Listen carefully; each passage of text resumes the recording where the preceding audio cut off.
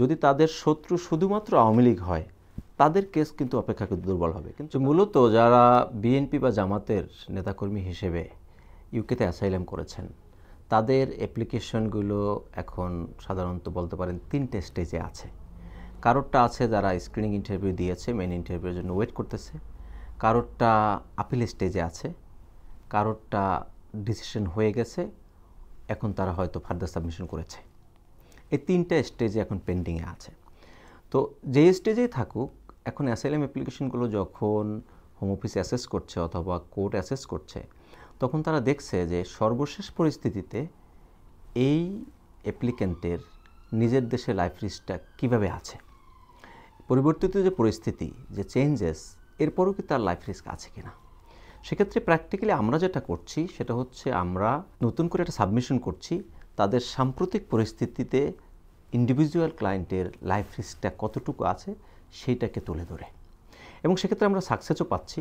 সম্প্রতি দেখা যাচ্ছে যে আপিলের ক্ষেত্রে স্টিল হোম অফিস কিন্তু তাদের ডিসিশন উইথড্র করছে রিভিউতে, এবং এটা কিন্তু এই আগস্ট মাসে এসে করছে, এবং লাস্ট উইক অফ আগস্ট এরকমের ডিসিশন আমরা পেয়েছি। তার মানে হচ্ছে কি, যারা বিএনপি বা জামাতের নেতাকর্মী হিসেবে অ্যাসাইলাম করেছে তাদের ক্লেমগুলো কিন্তু একদম শেষ হয়ে যায় নাই।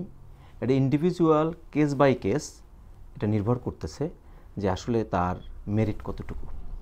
এখন দেখা যাচ্ছে কেউ যদি শুধুমাত্র বিএনপি বা জামাতের নেতাকর্মী হিসেবে পলিটিক্যাল বিলিফ আছে, রাজনীতির সাথে মিনিমাম জড়িত আছে, এই জন্য ক্লেম করেছে যে তারা দেশে গেলে সমস্যা হতে পারে, আওয়ামী লীগ ক্ষমতায় থাকলে আওয়ামী লীগ তাদেরকে মারধর করেছে, হামলা করেছে বা অন্য কিছু করবে, গুম খুনের শিকার হতে পারে, এরকমের অ্যাজাম্পশন করে যারা অ্যাপ্লিকেশন করেছে তাদের অ্যাপ্লিকেশনগুলো দুর্বল হবে।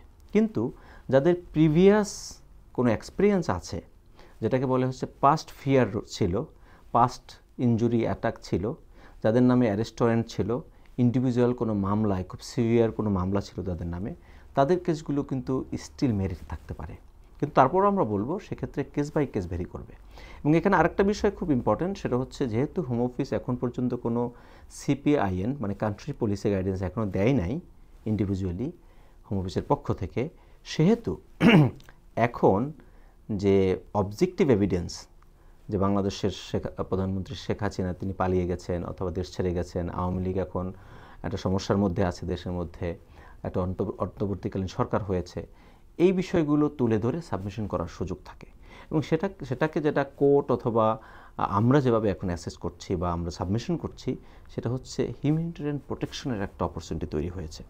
যদি কেউ ক্রেডিবল অ্যাপ্লিক্যান্ট হন, পাস্ট পারসিকিউশন থাকে, তারা যদি এখন হিউম্যানিটেরিয়ান প্রোটেকশন মানে হেসপি গ্রাউন্ডসে সাবমিশন করে, তখন অ্যাসাইলাম প্লাস হেসপি তাদের end of the day grant হওয়ার সুযোগ তৈরি হয়েছে।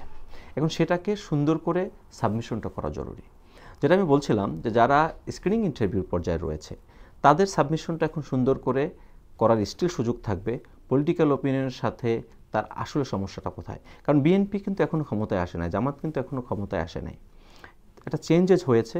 যদি তাদের শত্রু শুধুমাত্র আওয়ামী লীগ হয় তাদের কেস কিন্তু অপেক্ষাকৃত দুর্বল হবে। কিন্তু তাদের যদি পুলিশ, র্যাব অথবা অন্য কোনো এজেন্সি কোনো অ্যাপ্লিক্যান্টের শত্রু হয় বা তাদের সমস্যার কারণ হয়, তখন কিন্তু ওই কেস স্টিল স্ট্রং থাকতে পারে। এবং এটাকে আমি বললাম যে আগস্ট মাসে এসেও কিন্তু আপিল গ্রান্ট হচ্ছে, রিভিউতে হচ্ছে, হোম অফিস থেকে সরাসরি ক্লায়েন্ট ভিসা পেয়ে যাচ্ছে, ফার্দার সাবমিশন থেকে ভিসা হচ্ছে। তার মানে হচ্ছে হোম অফিসের পলিসি এখনও চেঞ্জ হয় নাই, কিন্তু ইন্ডিভিজুয়াল কেস বাই কেস তারা এখন এটাকে অ্যাসেস করছে। তো সেই জন্য বিএনপি জামাতের নেতাকর্মীরা যারা অ্যাসাইলাম সিক করেছে ইউকেতে, তাদের কেসগুলো মেরিটলেস এখনও হয়নি, এবং সিপিআইএন যতদিন না আসে তখন পর্যন্ত স্পেসিফিক করে বলা যাবে না যে কতটুকু স্ট্রং আছে, কিন্তু ইন্ডিভিজুয়াল কেস বাই কেস আমরা বলে দিতে পারছি যে স্টিল কতটুকু চান্স আছে, এবং সেখানে ভালো করে ডিল করতে পারলে there is a chance grant হচ্ছে এখনও।